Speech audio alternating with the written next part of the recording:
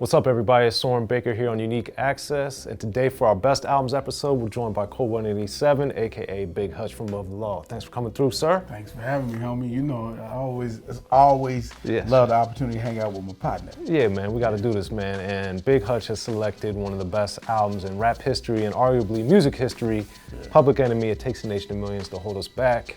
One of my favorite albums, and I think one of the all-time best rap albums, definitely probably in the top 5, if not number 1.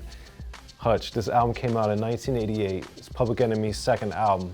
So I know you're also a big fan of Yo Bum Rush the Show. Yeah. So going into It Takes a Nation of Millions to Hold Us Back, kind of what were you thinking, or what were your expectations for this album? Oh yeah, that is my favorite Public Enemy record. I chose that because, like, you know, Rebel Without a Pause was like, that was my theme song back then. So, and that was a segue into that record, you know. Man, highly influenced me, man. I mean, I will say, like, certain people changed my life, my focus on making music, because at the time, you know, I grew up as a musician. So, you know, with the instrumentation of what PE was doing, and then the content that they were doing was like, it was so edgy, and it was still hardcore. I was in the streets heavy at that time. 88, I was in the streets really heavy. You know, I heard somewhere first LP rode straight out of Doom. Correct? There you go. Yeah. And it really showed me that, you know, hardcore, and for the artistic value that I think PE had on that record, made me look at rap like really like broader. You know what I mean? Instead of like, you know, because I think back then it was more like boasting and bragging, and it wasn't really a lot of content. It was like more like the MC, and then Chuck D was like this hell of an MC that talked about a whole bunch of stuff, and he was talking about Farrakhan and all that. Like, what is that? So he went and researched it, and it was informative as well as entertaining. I think that was the best thing about that record overall, you know, and because it's hard to do that as a hip hop artist, and it taught me how to create music from that perspective. Right. So Bring the Noise, obviously, he mentions Farrakhan on there. Yeah. And that song has so much energy, and the sirens and everything that's going on with that. So sonically, like with Bring the Noise, what made that so powerful for you? Just how it lures you and it traps you,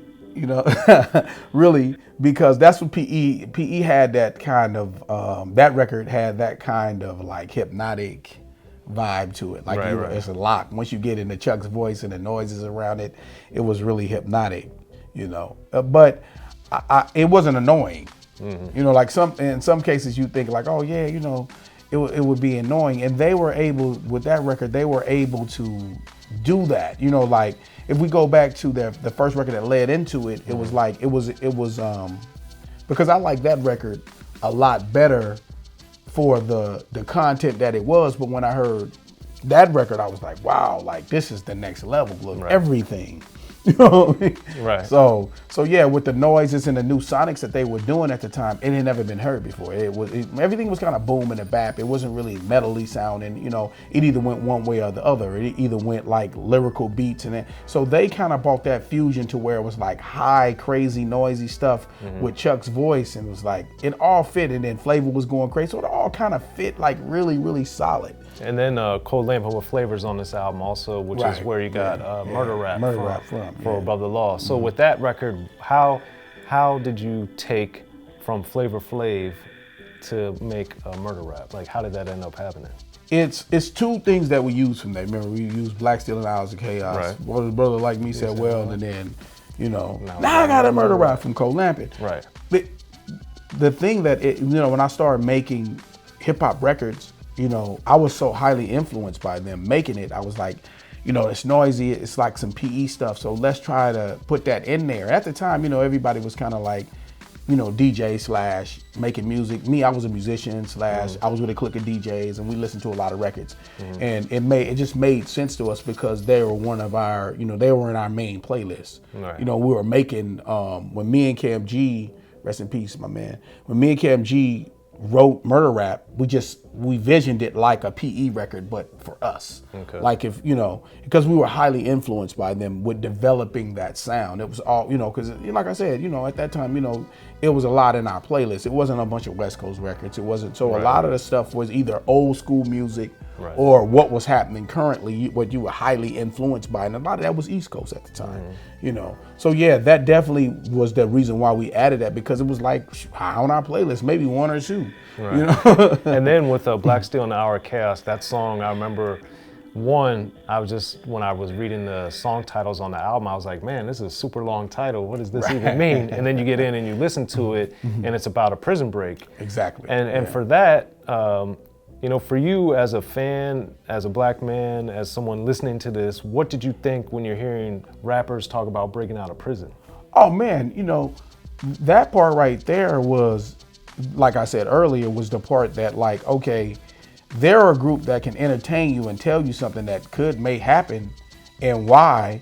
And he even put politics into it. Like, I'd rather go to jail than go to the army. I'd rather do this than do this. And if I have to, and if you try to hold me down long enough, I would rather break out of here than to live in this hell. Right. You know, that's what I think the most brilliant part about all those things that were happening in that era and with that record was that, you know, like, that's how cats in their mind frame probably felt when they was, you know, done wrong, falsely accused, or you stand up, even if it means you go be in that hellhole for what you believe in. I think that's the brilliance of Chuck, but at the same time, I was entertained. It wasn't like, oh, I went to sleep, I went to school, because he talked so deep or anything. And that was great about that record, about Black, and it was a great video too. Absolutely. You know? Speaking of great videos, Night of the Living Bassheads. Oh my God. That's probably one of the best rap videos of all time. But pretty funny too. Hilarious, actually. Shout out to Chris Thomas, Mayor of Rap City. Absolutely. And MC Light, also, of course. That's right. Yeah. And Africa Bambaataa. The cooking pot. Lucy is a basshead. But with this song, the thing that I thought was so amazing is that you have this group that has this super high energy and everything, but then it's an anti-drug song mixed into all of that, but it doesn't sound corny or forced or preachy. So for you artistically, how were you able to appreciate and dissect and enjoy that? Well, that, wow. That tripped me out because I was hustling at the time, you know. But I did like the record because back then, I think what was the good thing about them was that they were able to make their point but not offend. They were able to make, PE was always able to make their point and not offend. Like, it didn't offend me. It was like, yeah, you know, in a sense, this is the flip side of what you get when you gain things from the drug game, but it's all fucked up. Because to some people's, I think to some people's world that we look at, we don't look at the flip side of everything. So it shows you the other side of it. Like, okay, yeah, it's cool, you know, cat in the big benzo and the big chain on, but this is what the other side looks like. This is what the inside of the crack world is, you know. And that was an epidemic, and it was bad on both ends. It was bad, the fact that really me as the dealer was a basshead, and the basshead was because I'm addicted to the money, and I don't really care what the flip side is. But it showed people in the world this is the flip side of it.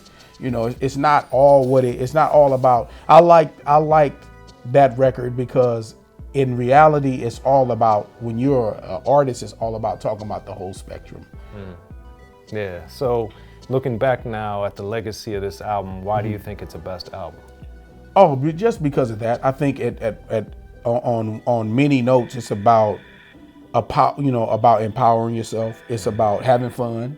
It's about laughing. It's about talking about what's real in your everyday life. You know, it's about standing up when, you know, you really feel strong about it. And it's about evaluating yourself, but at the same time, it's very, very entertaining. It was very, very entertaining. And that's the art of, I think the greatest part of art is that if you can do that, then people are going to truly love you. And it impacts me, how many years? That's it came out in 88, man. Yeah, so coming up on 30 years. Exactly. So I think that was the most important part about that, is that I was entertained. At the same time, I was enlightened. There it is, y'all. That's why it's the best album. Code 87, aka Big Hutch from Above the Law. Best albums, Public Enemy, It Takes a Nation of Millions to Hold Us Back.